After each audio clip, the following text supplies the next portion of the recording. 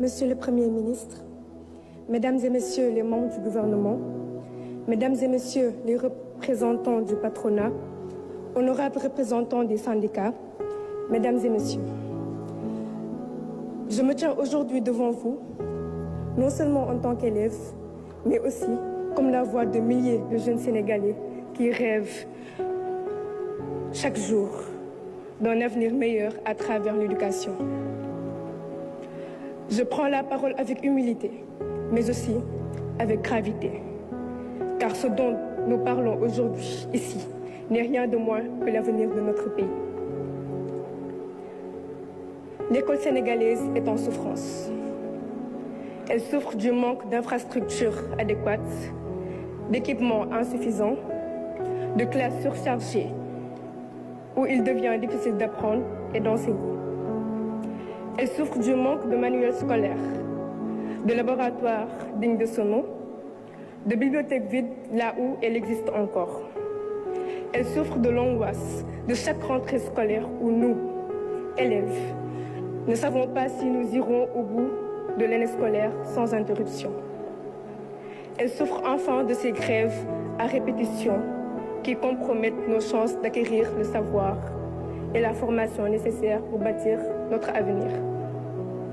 Mesdames et Messieurs, nous ne voulons plus être les otages de ces conflits. Nous ne voulons plus voir nos années scolaires amputées par des interruptions qui nous échappent. Nous comprenons les revendications des enseignants. Nous respectons leur engagement et leur combat pour de meilleures conditions de travail. Mais nous, encore une fois élèves, avons un message très clair.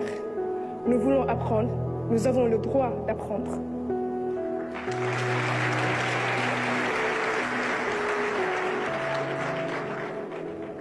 Nous rêvons d'une école stable, où les enseignants sont présents et motivés, où nous pouvons nous concentrer sur nos études sans craindre une nouvelle suspension de cours.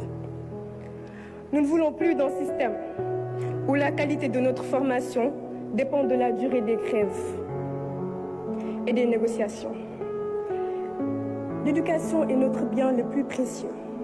Elle ne peut plus être prise en otage. À l'État, Monsieur le Premier ministre, nous lançons un appel solennel. L'éducation n'est pas une dépense, c'est un investissement.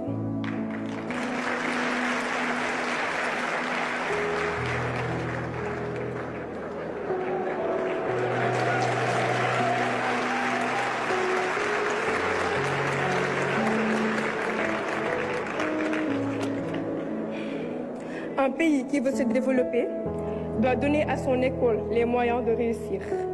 Cela passe par des infrastructures modernes, des enseignants bien formés et motivés, des ressources pédagogiques adaptées à notre époque. Cela passe aussi par une planification rigoureuse qui anticipe et règle les problèmes avant qu'ils ne deviennent des crises. Monsieur le Premier ministre, Mesdames et Messieurs, nous, élèves du Sénégal, voulons croire en un avenir meilleur.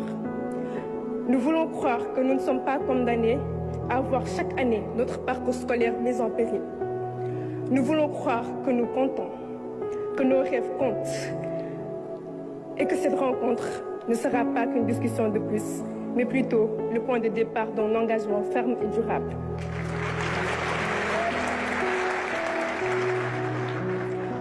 Le Sénégal de demain se construit aujourd'hui dans nos écoles, nos lycées et nos universités.